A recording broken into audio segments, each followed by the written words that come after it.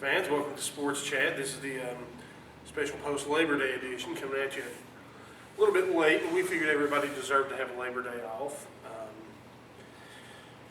A big week in sports. Campbell County football had probably their most lopsided game well, definitely their most lopsided game of all time Friday night against the Wildcats of Lincoln. Yeah, it was a vulgar display of power against Lynn Camp. 36-0 in the first quarter. The Lynn Camp coaches came over and asked Justin Price to go for two just so the Mercy rule would kick in the first quarter. I mean, it was a right off from the start. The Cougars took the opening kickoff. Trey Torres ran it back to about the 40-yard line. Two Jeffers pass plays later, the Cougars were up 7-0. And then it just went downhill from there for Lynn Camp. Yeah, Lynn Camp, years ago, Lynn Camp was a contender in Kentucky. Apparently now they're struggling, and it's a nice facility they have. They got a nice new school, but not very many players. It was a team, they had about 35 players or so on it. Kind of the size of a team you'd see out of Campbell County a few years ago. Now you're looking at Campbell County with double that many players, actually going up there putting up big numbers. You know, they put some big numbers on Campbell County back in the 90s, so yeah, Coach Price was probably more merciful than he could have been in this situation. More merciful than I would have been. But just the way Campbell County ran away with that game. I mean, we got to see everybody. We got to see Josh Lay come in at quarterback. Oh gosh, Jefferson threw one pass at the very first of the second half. They wanted to get him a pass to his brother, Jack. And unfortunately, he got called back for a false start, but they took him out immediately. And the entire second half, the clock ran. Well, the last three quarters, the clock ran. Jefferson still put up, he was 10 for 15, I think, for 169 yards and 4 touchdowns. And that was basically all in the first quarter. He had one of those touchdowns came in the second quarter, but the clock was running so much and so fast. Campbell County could have scored 80 points. Another significant thing about this Cougar squad is what the defense has done. They're averaging 3 points a game. Now right now Campbell County's average score is 45.5 to 3 through its first two games. And I've never saw anything like that out of a Campbell County program, no matter who they were playing. I mean, we were talking about this a while back. Back when we were in high school, Campbell County had a big game with Davy Crockett, who at the time had the longest losing streak in the state. And that was just, we thought 30-some games. That Campbell County was finally going to get a win, and they even lost that game. Yeah, that was a crusher. It was homecoming. I mean, we scheduled the team we knew we could beat for homecoming. That's how far down you've been in Campbell County. To be this far up is just unprecedented. Cumberland Gap's a good team. I'm not sure what their final score was. They handled West Green Friday night. I think it was North Green. But They're one of those Greens. Yeah, they were up 18-0 at halftime the last time I saw. So they're 1-1 now. Lynn Camp, of course, not very good, but Campbell County's had a history of losing to teams that weren't very good. Of course, this week we go to Fountain City. We take on the Central Bobcats, and of course, the Central. What we do know about Central is they have some explosive running backs. Well, they have a big play capability in the special teams, and they had, I want to say, 3 touchdowns against Jefferson County, over 80 yards. I believe one of them was a kick return, and I think 2 were rushing plays. They got beat by Jefferson County. Jefferson County handled it pretty easily, but you're going to have to score a lot against against Central to get the win if you're Campbell County this week, I believe. Right. This is one of those where the defense is really going to have to. As strange as it's going to say from what we've done so far, they're going to have to pick their tackling up this week. Yeah, I mean, it's angles and everything, pursuit, it's all going to be different. They were able to run people from Lynn Camp and Cumberland Gap down. They're going to have perfect angles this week. Central has the speed, they have the size. It's going to be a different world, and it's going to be on the road again for the second year in a row. Campbell County lost in there 21-0 or 21-7, pardon me, last year. Defense actually played well against Central last year. That was the return of Jordan Kendrick last year. The offense never quite got on track, and that's another big difference. Right now, Trey Torres, he's outrunning everybody. Jeffers has got decent time to throw. They've been getting some pressure on him. So the offensive line's going to have to step up with the protection. Paul Cordell, he just ran over everybody on Lincoln's team on his touchdown run. That's going to have to, that's not going to happen against Central. They're going to be tackling you. They're going to be with you step for step. Right, you know, we were talking to the Price Wednesday. We're talking how good Central was and how they actually think Central could potentially be the best team in the district. Yeah. Right now, that looks like it's Anderson County. Unfortunately, you know, we all kind of don't like Anderson County. They're a bunch of jackals. But Central, they had high expectations out of Central. And of course, you know, Anderson County, they're not unlike Campbell County right now in the fact that they're 2-0. They've put up some big numbers, but you know, they beat Clinton badly. Clinton come back with a win this week against Fillmore, 21-7. And they beat Austin East pretty badly too. But Austin East is not the Austin East we once knew. The Austin East is 0-2. They got blew out in week 0, and of course Anderson County blew them out. But still, you beat anybody 53 to 13, 12, whatever it was, and that's impressive. And Austin East probably not that far down, I wouldn't have thought, but maybe they aren't that great. Still, Anderson County's looked as good, and Campbell County's looked like the two best teams. Oak Ridge played a really tough Farragut team and lost. But we're still fighting at the end. That's that Joe Gaddis football. I mean, they were trying to come back. Halls, on the other hand, we're talking about that long losing streak in the state. Yeah. Halls played Union County, who has had about a 3-year losing streak, and they lost to Union County. It couldn't happen to a better bunch than Halls. Maybe the certain school board member cried his eyes out over that. Oh, I'm sure Rector was there cutting himself and crying. Unfortunately, he's probably going to be elected chairman of the school board tonight, but that'll be something for Twitter. Now, on the middle school level, Jacksboro fell to Halls.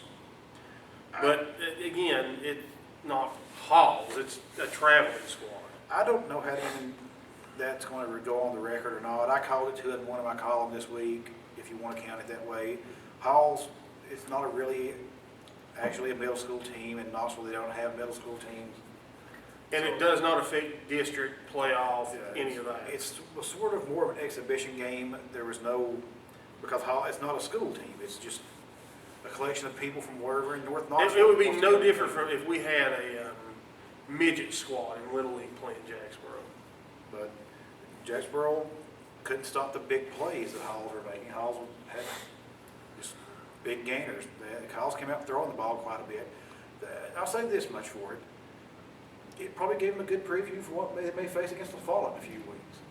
True, and La Follette actually won for the second week in a row. Big win over Soldiers Memorial up in Claiborne County. Main streets of Tazewell took down Soldier Memorial. So both the teams are 2-1, or if you want to call Jacksboro 2-0, however you want to say it. I wouldn't argue with you, but you know,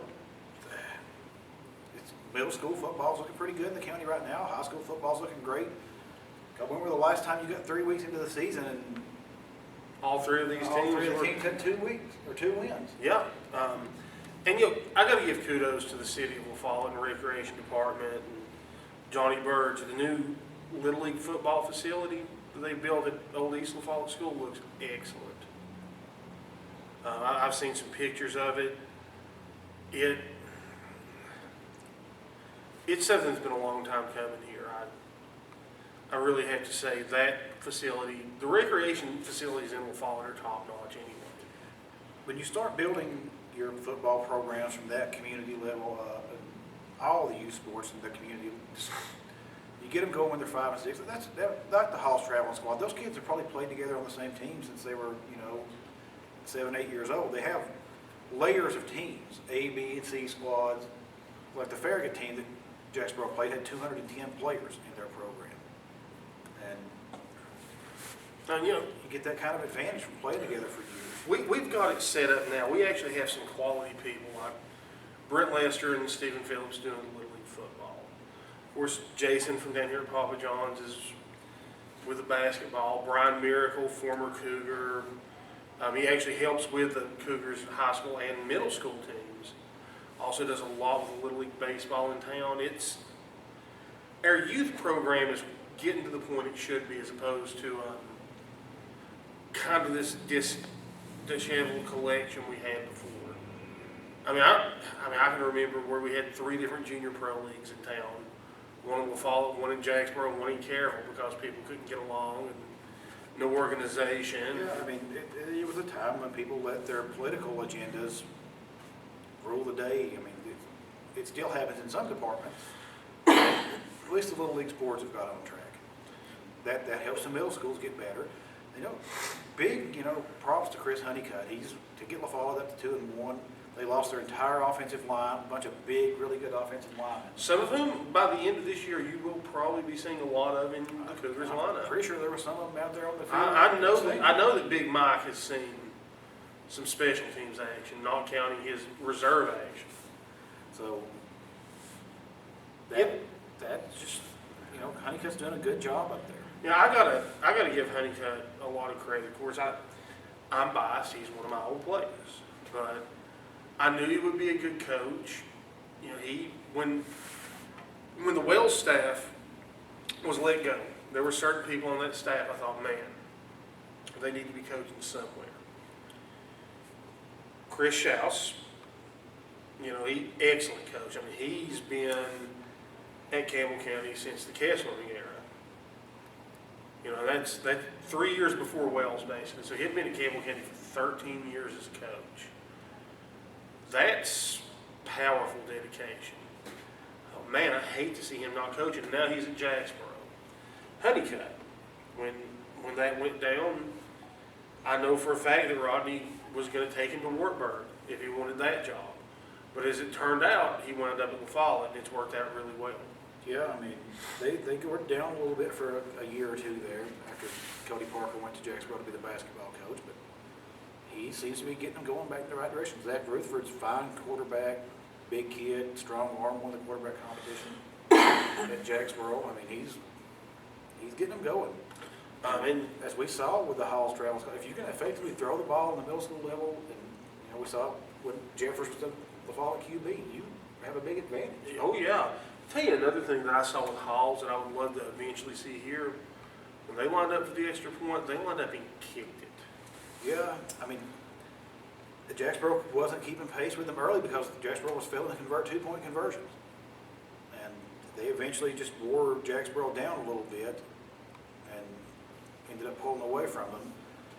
Jacksboro had some big plays, had a big interception return by, I believe, number 3. It was Elijah Phillips. Phillips had a big interception return. A couple of big plays, but Halls just out-big played them in that game.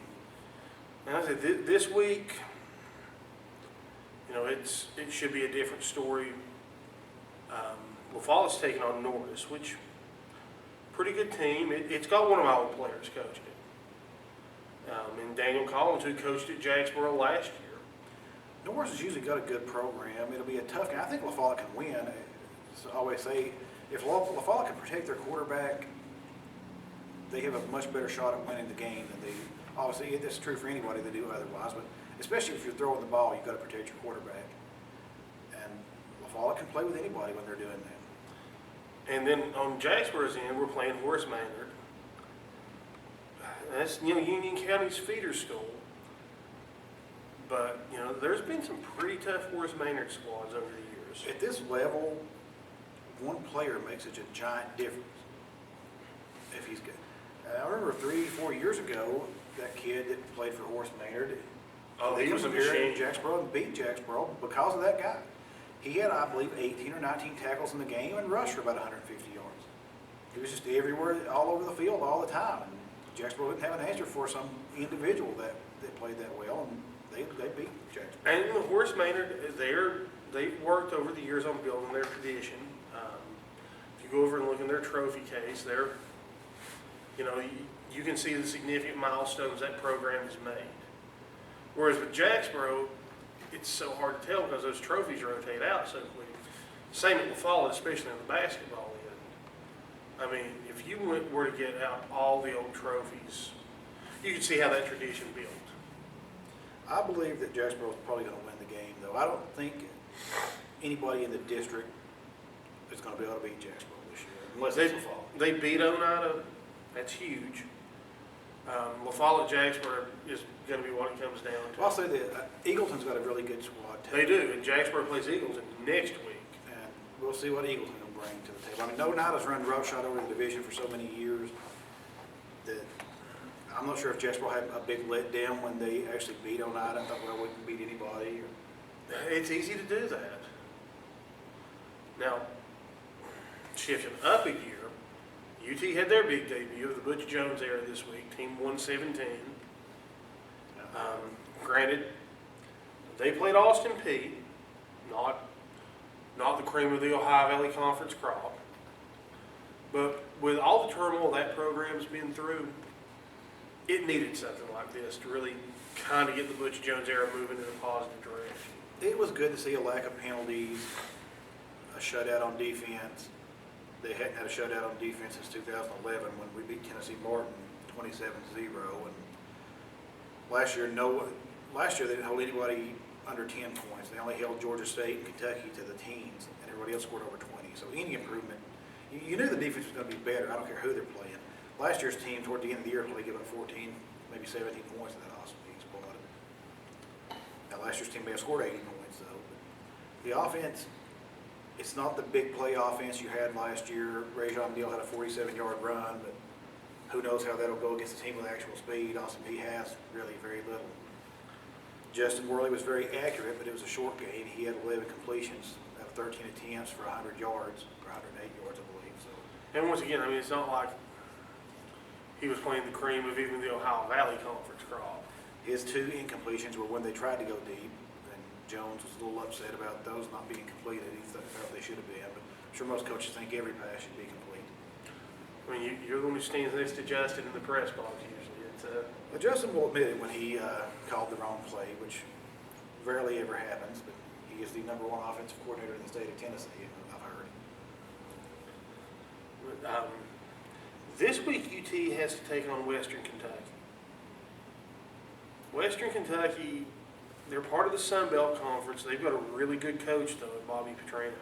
Well, Willie Taggart, he had Western Kentucky rolling last year. I think they won 10 games or something along those lines. And Right now, they're the second best college football team in the state of Kentucky behind Louisville. Now, they beat Kentucky this week in Nashville. A strange game with Western Kentucky versus Kentucky in Nashville. Probably still drew more fans than Vanderbilt did, who apparently have their tickets on sale for this week's game for 71 cents each. God, that's just overpriced for a Vandy game. That's pretty rough. I mean, I wouldn't give that for a Vandy game if I were, playing. They're playing some terrible team, which not that they're good, but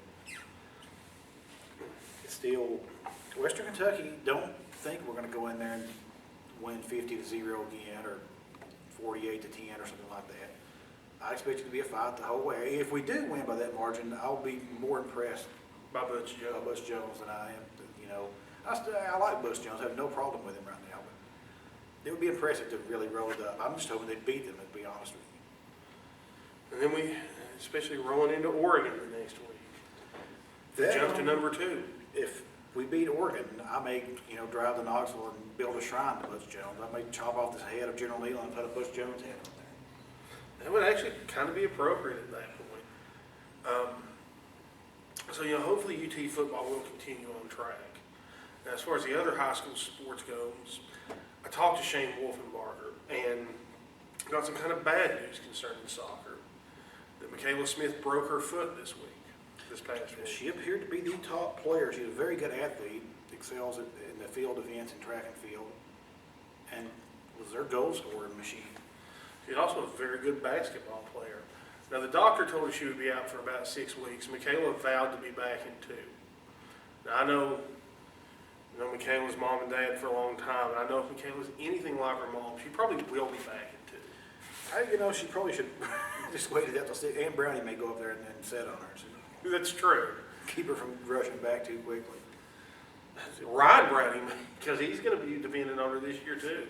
Volleyball's picking up some wins. They got a win at Jellicoe the other day. Right. And they're at Powell today. Yeah. So, we'll be having some volleyball coverage when the schedule moves more up on the hill up here. and away from Thursday nights. Yeah, the Thursday nights are a Little packed for us. But, like I said, sports are looking really good in Campbell County right now. The other big thing, of course, the NFL kicks off Thursday. The NFL does kick off Thursday. Hopefully the Jacksboro game will go quicker this week. Yeah, I may bail out of there. I've got to go watch Peyton Manning. I drafted him as my quarterback in the fantasy league we're in. And, glad to see you cut your multiple kickers and multiple defenses out a little bit and straighten your roster up. So. Well, sometimes you need that backup defense and kicker and 3 tight ends. Yeah, not really.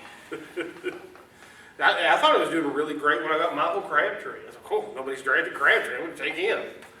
Well, he's out for half the season. Yeah. You didn't know. The big red box that says pup beside his name. Thought that meant he had a new dog. Big matchups this week. Dallas against the Giants. We both like Dallas. The Giants are a bunch of just terrible, rotten hyenas. Yeah. I mean, they have the worst Manning. E-cry. Oh, yeah, I hope their tight end catches some passes because he's on my fantasy team. I kind of hope the running back does really well. But my God, it's going to be a shootout, I'm sure. And you get in these shootouts, and Tony Romo will look great one play, and the next play he's liable to throw it straight to a Giant. Probably fumble it on the, where the Scouts is going in for the win and touchdown. So that's just his history. Well, Romo's my backup in the fantasy, and I was looking at his stats and his 19 interceptions last year. Yeah, I'm pretty sure 4 of those were in one game. No, 5 of those were in one game against the Bears. And they sort of strapped a rickshaw to him and Just rode him all over the field. rode him all over the field. That happens when you play the Bears defense sometimes. Now, I have them in my other fantasy football league, so I'm pretty happy about that. Some people say, and that's another big matchup this week, the Bears against Cincinnati. Cincinnati is getting a lot of hype. Everybody's saying they're ready to take over the AFC North and ascend beyond Pittsburgh and Baltimore. Baltimore's the defending Super Bowl champions, but Ray Lewis retired, so everybody's just assuming Baltimore's going into the tank now without Ray Lewis. Which may be a little premature. But yeah, a lot of people have anointed Cincinnati as the favorite over Pittsburgh and Baltimore both. They're more of a trendy pick, but we'll see this week. They're going to roll in and face off against the Bears. Then Mark Trestman's new offense he's installed. And we'll see how that works out for the Bears, because Cincinnati has a good defense as well. The Bears have some big-time weapons for Cutler to throw to with Brandon Marshall, who just tore it up last year. Plus, they have Matt Forte running the ball. And Forte running, Bush down there vulturing your goal line carries if you have Forte in the league. Somebody might want to trade Forte, I'm just saying, my fantasy advice, or at least try to make a trade with a dark hurricane to get Michael Bush, something along those lines. You have that flex position. But that's a big matchup. I'm probably going to pick the Bears in that one. I never trust the Cincinnati football team to actually win a big game. No, and the Bears, they're consistent. They're tough, and frankly, they're known for their defensive ability. The biggest game of the week, San Francisco against Green Bay. That's pretty much the 2 top favorites for the Super Bowl from the NFC. I honestly can't think of 2 non-NFC East teams I hate more. Well, no one I hate more than San Francisco. And I don't really like Green Bay either, but I hope Randall Cobb has a nice game, of course. My fantasy team as well. Not because of your loyalty to Alcoa. No, I would say something like the Iron Sheik said. It's about Alcoa if this were This is a semi-family show. We better not. But that Green Bay just got annihilated in the playoffs last year. Colin Kaepernick had about 180 yards rushing against them. That caused him to shoot up a lot of fantasy draft boards pretty high. But if you actually look at his stats, he had about 20 yards rushing in every game besides that big game against Green Bay. But that game, he definitely came alive. I don't think he'll run it as much this year. He had Alex Smith there as a backup last year that they could go to if he got hurt. If you start running around the NFL, you're going to get hurt eventually. Oh, yeah. And Green Bay, as much as I just really hate San Francisco. So I hope Green Bay wins. I hate to say that because I hate Green Bay pretty bad too. I hate Clay Matthews. I get tired of seeing him. Just a bunch of jackals. The Redskins and the Eagles play this week. Now, that would be actually the two teams I hate the most. I wouldn't care if Washington DC floated away. Left those things out somewhere in the middle of the ocean and sunk them both. And somehow Kentucky was there watching the game. Oh, yeah. The entire state.